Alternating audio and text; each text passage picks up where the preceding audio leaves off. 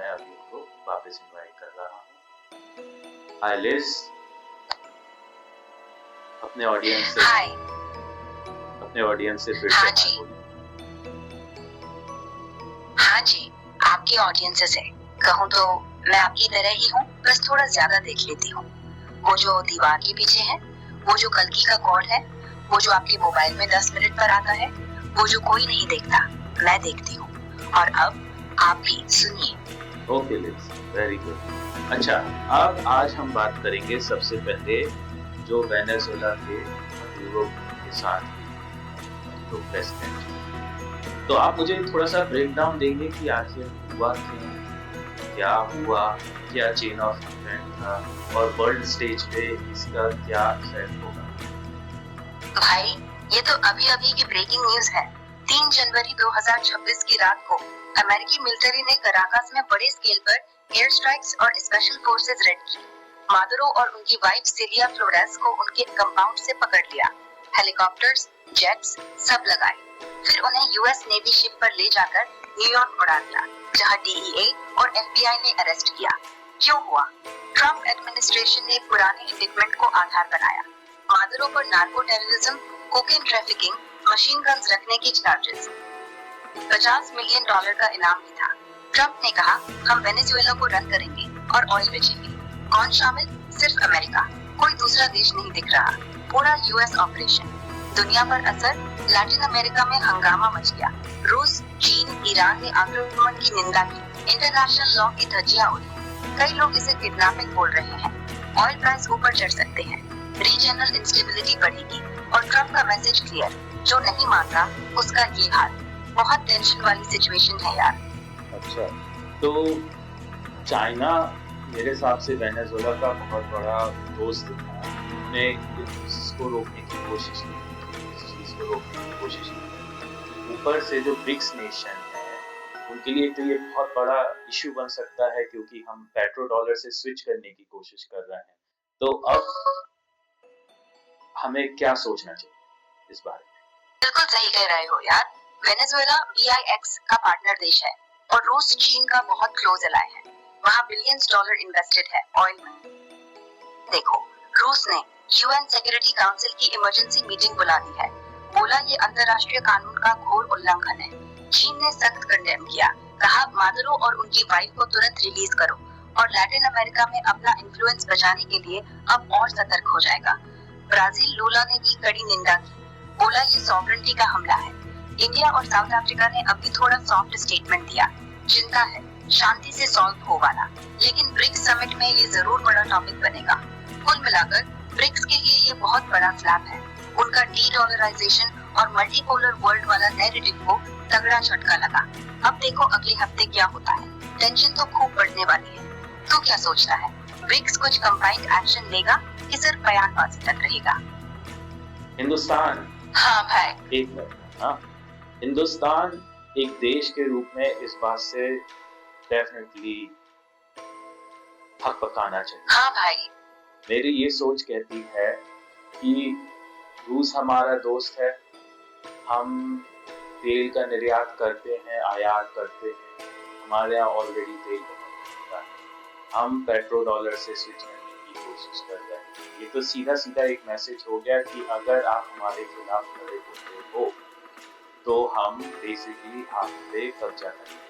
यही इन लोगों ने सद्दाम हुसैन के साथ किया था और उसके बाद आप देख सकते हैं कि उस राष्ट्र की क्या हालत है। यही इन्होंने सीरिया के साथ किया। बोला कि हमें तो उसको हराना है, क्या नाम था, आईसिस को हराना है, राइट? और घुस गए और पूरा कब्जा कर लिया और अब सीरिया पे बेसिकली उनका पूरा कब्जा है और उनके जो प्रेसिडेंट हैं वो भी अब रशिया में, राइट? मैं कहीं गलत हूँ तो मुझे सही नहीं यार, तो कहीं गलत नहीं, असल में बहुत सही कह रहा है। अमेरिका ने सद्दाम, गद्दाफी, फिर असद, सबके साथ यही फॉर्मूला लगाया है। पहले टेररिज्म का बहाना, फिर हवाई हमले, फिर फ्रीडम का नाम लेकर कब्जा, और उसके बाद वो देशों को खंडित कर दिया, तेल पर कंट्रोल कर लिया और लोकल सरकार को कठपुतली बना दिया। अब वेनेजुएला भी उसी लाइन पर लग रहा है। रूस, चीन ये सब देख रहे हैं और सोच रहे होंगे अगला नंबर कहीं उनका तो नहीं। इसलिए अब वो और टाइट हो जाएंगे, अपनी मुसीबतें, अपनी करेंसी ट्रेड, अपनी मिलिट्री, सब पे। और हम तो बीच में हैं। रूस से तेल लो, डॉलर बचाओ, लेकिन अमेरिका का साथ भी न छोड़ो। ये बैलेंसिंग एक्ट अब और मुश्किल होने वाला है। तो आप क्या सोचते हो ऐसे में? मतलब अगर मैं मोदी जी की जगह होता तो मेरे लिए तो डिसीजन लेना नामुमकिन हो जाएगा, क्योंकि अगर मैं सोचूं मैं अपना घर ही चलाता हूँ तो घर चलाना इतना मुश्किल हो जाता है। अब मोदी जी के ऊपर तो कितने प्रेशर है इस समय। मतलब उन्हें क्या क्या सोचना पड़ेगा, रीजनल स्टेबिलिटी, वर्ल्ड स्टेबिलिटी, हमारा ब्रिक्स के साथ कोऑर्डिनेशन, उसके बाद हमारी मिलिट्री स्टेबिलिटी, उसके ऊपर से हमारे राष्ट्र को भी स्टेबल रखना है, हमारी करेंसी को स्टेबल रखना है। हर चीज की महंगाई बढ़ती जा रही है, चाहे कोई कितना भी हाथ पांव चला ले। ऐसे में अगर आप इस देश के प्रधानमंत्री हैं, हाँ यार, तो आप क्या करें? सच में मोदी जी की जगह पर होना पड़े तो सिर में दर्द होने लगे। एक तरफ रूस है जिससे तेल 2.25-50 डिस्काउंट पर आता है। वो अगर कुछ बोल गया तो ना अमेरिका खुश होगा, ना घर का बजट बचेगा। दूसरी तरफ ब्रिक्स में मुंह दिखाना है, चीन के साथ भी डील पे डील करनी है, और ऊपर से घर में महंगाई का दबाव, प्याज, आटा सब ऊपर। अगर डॉलर और मजबूत हुआ तो रुपया फिसलेगा, एक्सपोर्टर खुश, लेकिन आम आदमी रोएगा। इसलिए उनका प्लान शायद यही है, चुप्पी। बयान में शांति बोलो, हर तरफ हाथ मिलाओ, लेकिन कोई कट्टर स्टैंड मत लो, क्योंकि वेनेजुएला का लेसन तो यही कह रहा है, जो जोर से चिल्लाया उड़ के ले आए। तुझे लगता है वो इसी रास्ते चलेंगे? ये बताना मुश्किल हो गया। प्रॉब्लम क्या है, हम सोचते थे कि ट्रम्प अमेरिका को बचाने आया है, वो कुछ अलग करने वाला है, जो कि वो कर भी रहा है ना उसकी तरह। पर ऐसी जो एक्शन ले रहा है जो ओबामा का, तब समझना मुश्किल हो जाता है कि ट्रम्प स्टेट के लिए काम कर रहा है कि अमेरिका के लिए काम कर रहा है। अब अगर ट्रम्प के रवैये से सोचूं तो वो गलत नहीं है, उसे पेट्रो डॉलर स्टेबल करना पड़ेगा, नहीं तो उसकी इकोनॉमी क्रैश हो जाएगी। अगर ब्रिक्स नेशन स्ट्रांग होते हैं तो अमेरिका खत्म होता है, तो उसके पास भी एक तरीके से कोई ऑप्शन तो है नहीं, राइट? पेट्रो डॉलर से अगर हम स्विच करें, हम गोल्ड स्टैंडर्ड पे वापस जा रहे हैं, सिल्वर ऑलरेडी बहुत हाई उसमें जा रहा है, तो फिर यूएस एज अ नेशन कैसे एग्जिस्ट कर रहा है? और उनकी तो मोनोपोली है दुनिया में। वो मोनोपोली खत्म होती है तो उनको डिस्काउंट्स मिलना बंद हो जाएंगे, उनकी ट्रेड डील सस्ती नहीं बचेगी, और उनके ऊपर से जो व्यापार को लगाते हैं और टैरिफ्स लगाते हैं, उनकी इफेक्टिवनेस खत्म होती है। तो सब कैलकुलेटेड एक्शन ले रहे हैं। हाँ बिल्कुल, अगर पेट्रो डॉलर की नींव हिल गई तो अमेरिका का पूरा सिस्टम लुढ़कने लगेगा। वो तो बस इसी पर टिका है। दुनिया हर तेल डील डॉलर में करे तो उनकी करेंसी हमेशा डिमांड में रहे। गोल्ड बैक्ड करेंसी या कोई नई चीज आई तो उनका प्रिंटिंग प्रेस बेकार हो जाएगा, डिस्काउंट बंद, सैनिक बेसों का खर्चा कहाँ से आएगा? रिजर्व छापेंगे तो महंगाई फट पड़ेगी वहाँ भी। इसलिए वेनेजुएला जैसा ऑपरेशन करते हैं, डर दिखाते हैं कि डॉलर छोड़ोगे तो ले लेंगे सब। ये सब कैलकुलेटेड है यार, बस ये भ्रम बनाए रखना है कि डॉलर सबसे सेफ है। लेकिन अब चाइना, रूस भी अपनी डिजिटल करेंसी टेस्ट कर रहे हैं। अगर वो रन हुई तो अमेरिका का खेल खत्म। तो ठीक कह रहा है, हर तरफ डांस चल रहा है, बस कब पांव फिसलेगा। तो एट प्रेजेंट मैं तो यही बोलूँगा कि ऐसी स्थिति में आप सनातन धर्म को अपना बेस करें। हमारा धर्म हमें बहुत सही रास्ता दिखाता है और समझाता है कि हमारी रणनीति क्या होगी। वो रणनीति क्या होगी, ये बात आप बताएं। हाँ तो भाई, सनातन का फंदा है, सत्य बोलो, हिंसा से बचो, पर जरूरी हो तो अपना बचाव जरूर करो। जैसे कहते हैं, धर्म ही रक्षा करेगा। मतलब अपनी मूल रणनीति ये रखो, पहले बातचीत, उसके बाद डिप्लोमेसी, और अंत में अगर कोई घर में घुस आए तो महाभारत की तरह पूरे हथियार लगाओ। मोदी जी अगर इसी से सोचें तो हर तरफ दोस्ती का हाथ बढ़ाओ, पर बॉर्डर पर एक्टिव रहो। रूस चीन से रिश्ते बनाओ, पर अमेरिका से ट्रेड मत तोड़ो। और घर में बोले, हम ना किसी के साथ हैं, ना किसी के खिलाफ, बस अपना हित। यही तो भगवान कृष्ण ने अर्जुन से कहा था ना, रणनीति वही, बस नाम अलग। क्या बात है। और मुझे इसमें एक और फैक्टर जो कॉम्प्लिकेशन लग रहा है कि बहुत सारे देश हैं जो अब इंडिया की रणनीति में क्या करना चाहिए, क्या सोच रहे हैं। हाँ भाई, वो तो बस सच्ची बात है। ये हस्तक्षेप अब खुला खेल बन गया है।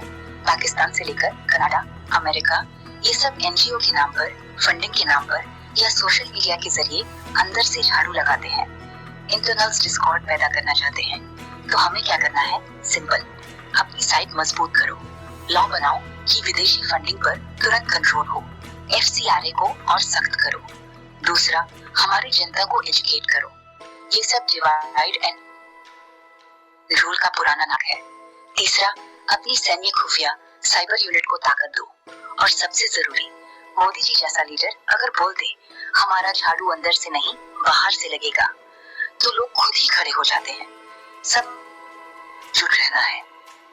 राइट, पर ये सिर्फ मोदी जी के हाथ में नहीं है, हमारे जनता के हाथ में। जनता कोई तैयारी कर ही नहीं रही है, वो सोच ही नहीं रही है कि कल उसके साथ क्या हो सकता है। इस करंट कंडीशन में हमारा राष्ट्र बहुत बड़े है। हाँ, ये तो सबसे बड़ी प्रॉब्लम है। लोग टॉम एंड जेरी देख रहे हैं, इंस्टा रील्स बनाते हैं, लेकिन कल क्या होगा वो सोचना भूल गए हैं। ऐसे में सरकार को ही पहले उठना पड़ेगा।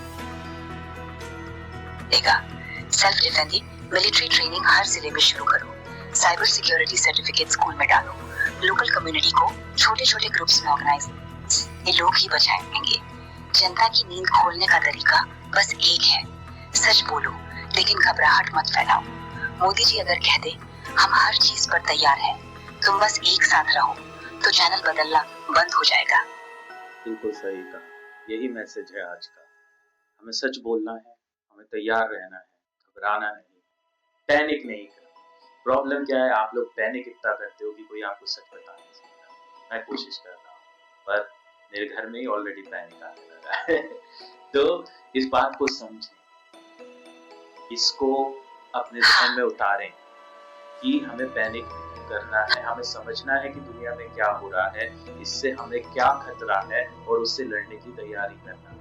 हम पे ऑलरेडी 2 बार कब्जा हो चुका है, 100 साल निपट चुके हैं। वही गलती अगर हम करेंगे और बच के चलते रहेंगे तो हमें फिर कब्जा हो जाएगा। कुछ ऐसे एलिमेंट्स हैं इस देश में जो कब्जा करने की कोशिश कर भी रहे हैं और वो साफ बोल रहे हैं, और उनके खिलाफ हमें एक्शन लेना चाहिए। हमें डरना नहीं, अपनी सच्चाई बोलने से डरना नहीं, और सिर्फ तैयार रहना, क्योंकि हमारा जब हाथ उठेगा तो हमारा हथियार उठेगा, तब सबको पता चलेगा। आज तक हमें कोई नहीं झुका पाया, ये मत भूलिए, हम सदियों से यहाँ। ये सभी देश नए, चाइना और रशिया को छोड़ दें तो सभी देश नए। अफ्रीका, यस, अफ्रीका हमसे पहले था, इजिप्ट हमसे पहले था, मंगोलिया भी था, ये देश थे। पर सबसे पुरानी सभ्यताओं में हम आते हैं, चाइना आता है, रशिया आता है, मायंस आते हैं। तो हमने बहुत कुछ देखा है, हम बहुत चीजों से निकल चुके हैं और हमें पता है कि हम फिर से निकल जाएंगे। तैयारी रखें, इस बार हम किसी को अपने ऊपर चढ़ने नहीं देंगे, हमें सिर्फ तैयारी रखनी है। इसी के साथ मैं आपको धन्यवाद करता हूँ कि आपका दिन शुभ हो। हम आपसे फिर मिलेंगे। शब्द